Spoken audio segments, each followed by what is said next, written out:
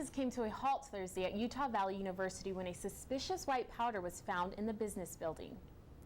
Daily News reporter Logan Daniels joins us live to tell us how the school and students are reacting.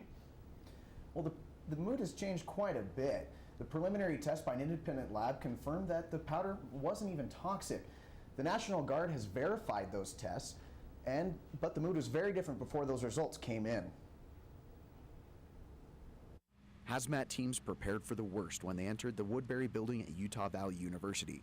An employee discovered what he described as a deliberately placed white powder on a desk. The campus police and local emergency teams were immediately contacted.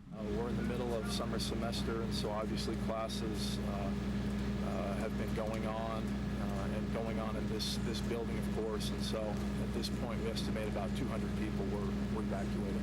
The university notified students through an emergency text messaging system, and classes in the business building were canceled for the day. It was just surprising, like a cop came in and said, well, we have an emergency, everybody needs to get out of the building. Tests on the powder took several hours to confirm the substance wasn't a threat.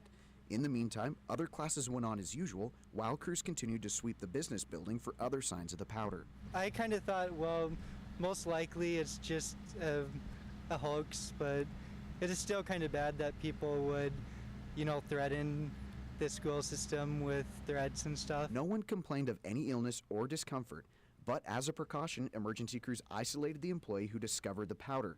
Today, all classes are back to normal, but some say this kind of scare is unacceptable. The Americans should go about their everyday life without being worried about this kind of stuff, or else the people who make them, they win. The UVU spokesman told me that there was no threat through a phone call or letter to go along with the powder. And the case is now in the hands of the university police with some help from the FBI. Did the lab say what the powder turned out to be? Well, the labs aren't releasing any of that information, but the hazmat teams that actually picked up the substance say it actually looked a little bit like baby formula. All right, well, thank you, Logan.